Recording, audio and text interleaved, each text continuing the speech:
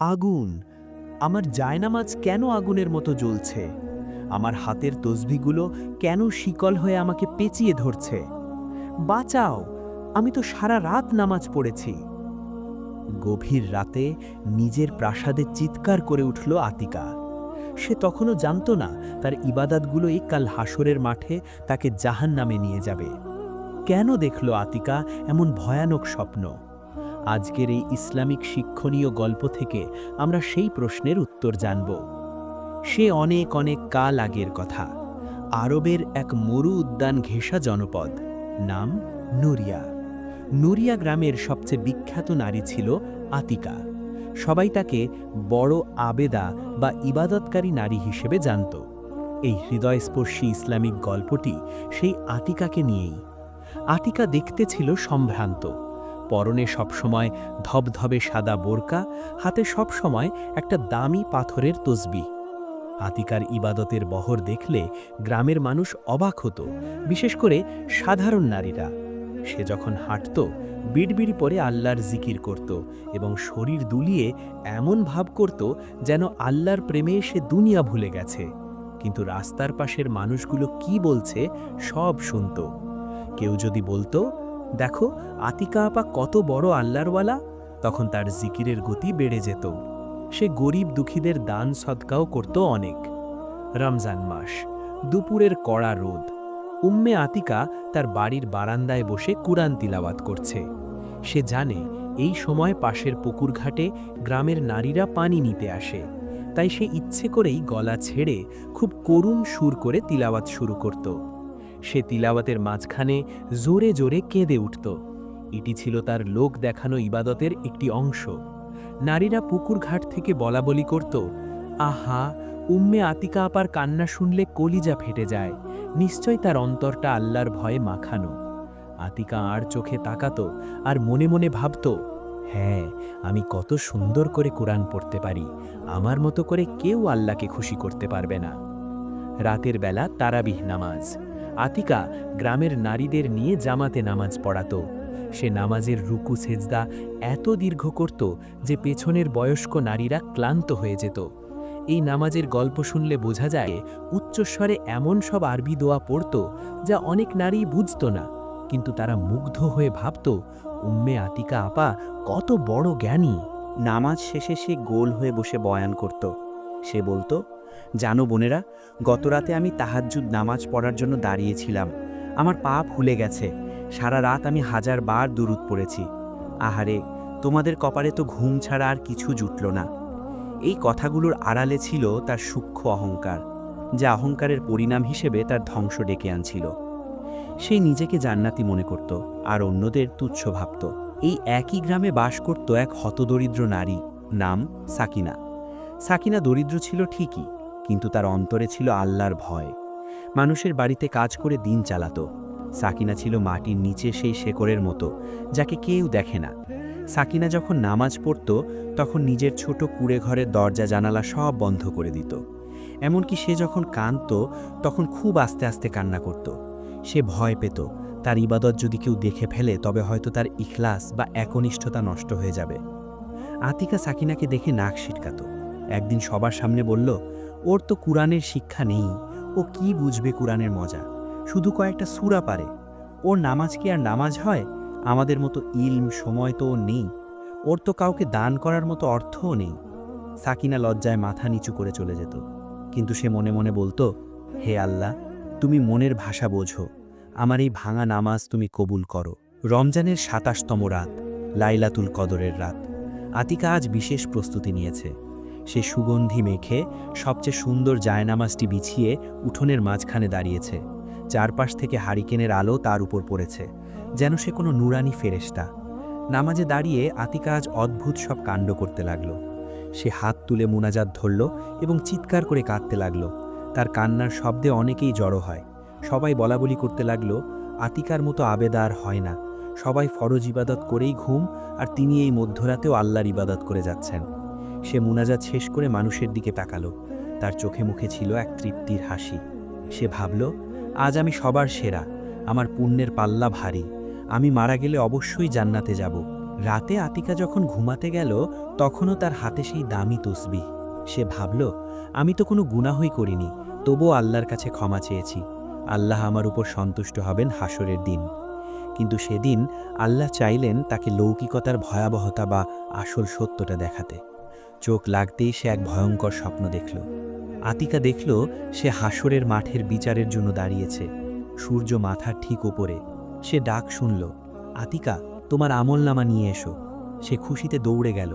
আতিকা দেখল তার আমলনামায় পাহাড় সমান নামাজ, হাজার হাজার কুরআন খতম আর লক্ষ লক্ষ জিকির, জাকাত। সে ফেরেশতাদের বলল, দেখো আমি কত ইবাদাত করেছি, আমাকে জান্নাতের চাবি দাও। হঠাৎ এক বজ্রকণ্ঠ ভেসে এলো, থামো, এই ইবাদতগুলো পরীক্ষা করা হোক। সাথে সাথে এক অদ্ভুত আগুন জ্বলে উঠল।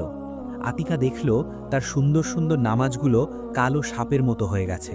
তার তিলাওয়াতের শব্দগুলো আগুনের ফুলকি হয়ে তাকে ঘিরে ধরেছে।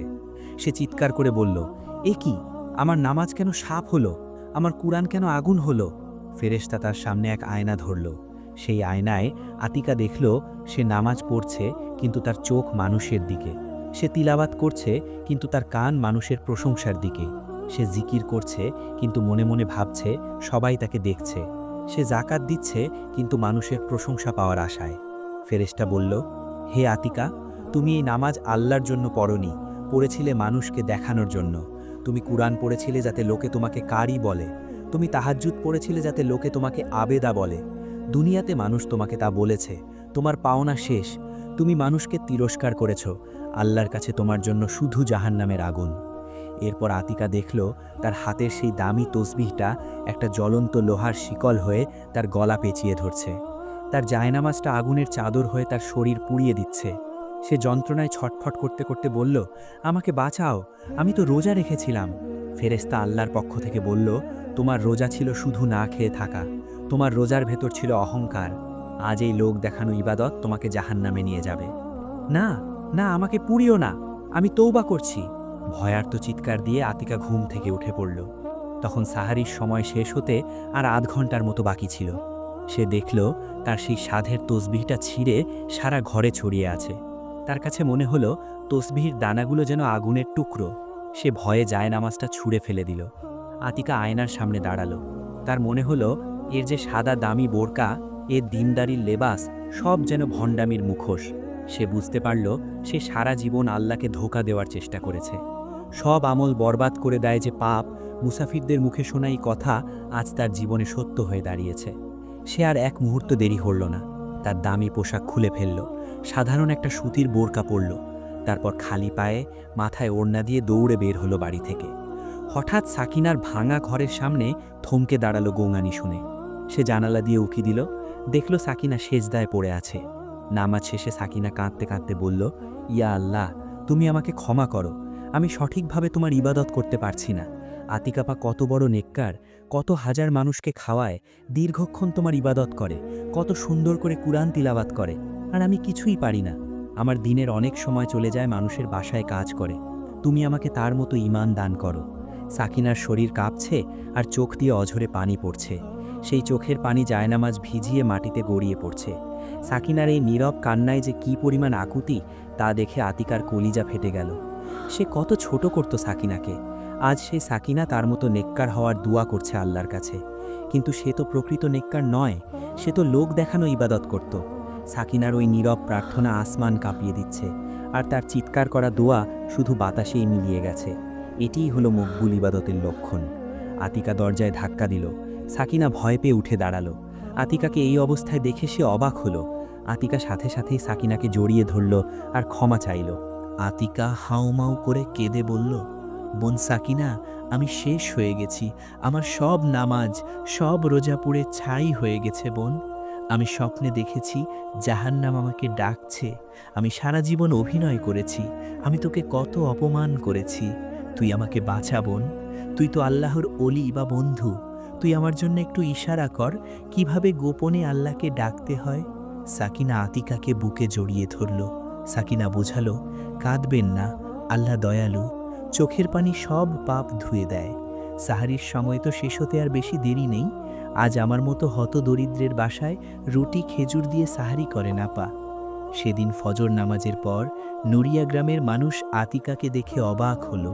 সে আজকে সেই জাঁকজমকপূর্ণ বোরকা পরে বের হয়নি, তার গায়ে খুব সাধারণ একটা চাদর। আতিকা বাড়ি ফিরে প্রথমেই তার 10 বছরের মেয়ে আয়েশাকে ডাকল। আয়েশা মায়ের এই বিধ্বস্ত চেহারা দেখে ভয় পেয়ে গেল। সে দৌড়ে এসে মাকে জড়িয়ে ধরল। মা, তোমার চোখ কেন ফোলা? তুমি কি কেঁদেছ? আতিকা মেয়েকে বুকে জড়িয়ে ধরে অঝরে কাঁদতে লাগল। সে ভাবল, আমি তো আল্লাহর রহমতে বেঁচে গেছি, কিন্তু আমার এই মাসুম মেয়েটা যেন আমার মতো অহংকারী হয়ে না গড়ে ওঠে। ওকে এখনই সাবধান করতে হবে। আতিকা মেয়ের মুখটা 2 হাতে তুলে ধরল। তার চোখে তখনও পানি। সে বলল, মা আয়েশা, আমার কথাগুলো খুব মন দিয়ে শোনো। হয়তো আজকেই আমার শেষ দিন, কে জানে। আয়েশা ভয় পেয়ে বলল, এমন কথা কেন বলছো মা? আতিকা বলল, মা, আমি আজকে নিজের অনেক বড় ভুল বুঝতে পেরেছি।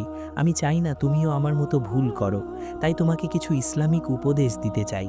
শয়তান তোমাকে বিভিন্ন উপায়ে পথভ্রষ্ট করতে চাইবে। সে তোমার কানের কাছে এসে ফিসফিস করে বলবে, একটু সুন্দর করে দাঁড়া, লোকে দেখুক, একটু জোরে কাঁদ, লোকে শুনুক। খবরদার মা, এই শয়তানের ধোকায় পড়বে না। নিজের নফসকে নিয়ন্ত্রণে রাখবে। কখনো নিজের ইবাদত, সম্পদ, পোশাক, সৌন্দর্য নিয়ে অহংকার করবে না। রিয়া বা লোক দেখানো আমল করবে না। মনে রাখবে, মানুষের প্রশংসা হলো বিষ মাখানো লাড্ডুর মতো, দেখতে সুন্দর, কিন্তু খেলেই ঈমান মরে যাবে।